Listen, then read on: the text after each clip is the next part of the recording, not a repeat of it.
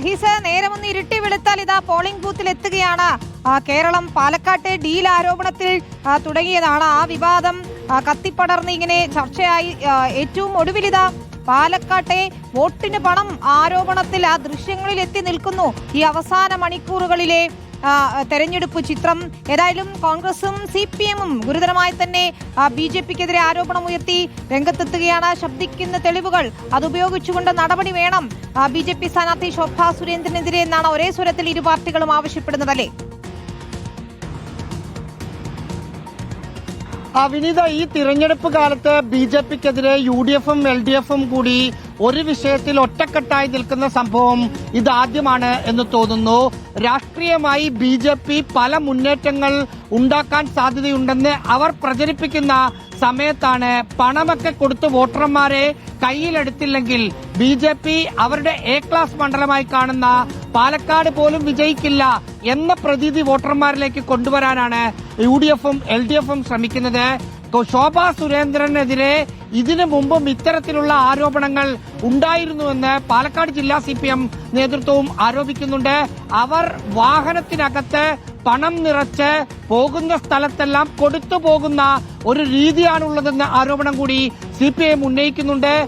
M സ്വരാജും NN കൃഷ്ണദാസും CPM-ന്റെ Palakkad ജില്ലാ നേതൃത്വവുമൊക്കെ ഇക്കാര്യത്തിൽ ശോഭാ സുരേന്ദ്രനെതിരെ അയോഗ്യത അടക്കമുള്ള നടപടി വേണം എന്നതാണ് അവർ ആവശ്യപ്പെടുന്നത്. CPM-നെ സംബന്ധിച്ച് ഇത് വളരെ കുറച്ച് സമയമുണ്ടെങ്കിൽ പോലും ഇത് പ്രചരണമായുധമാക്കുന്നത് കൂടുതൽ ഗുണം ചെയ്യുമെന്നാണ് അവരുടെ വിലയിരുത്തൽ. കാരണം BJP വലിയ ഭീഷണി ഉയർത്തുന്ന സംസ്ഥാന തലത്തിലുള്ള മണ്ഡലങ്ങൾ എടുത്തു നോക്കിയാൽ നേമവും കഴക്കൂട്ടവും വട്ടിയൂർക്കാവും കാട്ടാക്കടയുമെല്ലാം CPM-ന്റെ LDF-ന്റെ സിറ്റിംഗ് സീറ്റുകളാണ്. ചാത്തന്നൂരൊക്കെ പാലക്കാടാണ് ഈ ദൃശ്യങ്ങൾ പുറത്ത് വന്നതെങ്കിൽ പോലും നേമത്ത് BJP സംസ്ഥാന അധ്യക്ഷൻ തന്നെ മത്സരിക്കുന്ന മണ്ഡലത്തിൽ ഈ പണം ഒഴുക്കുന്നു എന്ന ആരോപണം നേരത്തെ LDF സ്ഥാനാർത്ഥി V ശിവൻകുട്ടി ഉയർത്തിയതാണ്. ഇന്നും V ശിവൻകുട്ടി അതേ ആരോപണം ഈ പാലക്കാട്ടെ ദൃശ്യങ്ങൾ പുറത്തു വരുന്നതിന് മുമ്പ് രാവിലെ തന്നെ റിപ്പോർട്ടറോട് സംസാരിച്ചപ്പോൾ അത് പറയുകയുണ്ടായി. വിനീത, പാലക്കാട്ടെ ദൃശ്യങ്ങൾ പുറത്തു വന്നു എന്നത് മാത്രമേ ഉള്ളൂ. V ശിവൻകുട്ടി നേമത്തെ LDF സ്ഥാനാർത്ഥി കഴിഞ്ഞ കുറെ ദിവസമായി ഇക്കാര്യങ്ങൾ പറയുന്നുണ്ട്. കഴക്കൂട്ടത്തെ LDF സ്ഥാനാർത്ഥി കടകംപള്ളി സുരേന്ദ്രൻ കഴിഞ്ഞ 2-3 ദിവസമായി നമ്മളോട് പറയുന്നത് നോട്ടിനൊരു വിലയുമില്ലാത്ത അവസ്ഥയാണ്. അതായത് ഗാന്ധിത്തലയ്ക്കൊരു വിലയും BJP-ക്കാർക്കില്ല എന്നത് കഴിഞ്ഞ ദിവസങ്ങളിലായി CPM ഉയർത്തിക്കൊണ്ടുവരുന്ന ഒരു വിഷയമാണ്.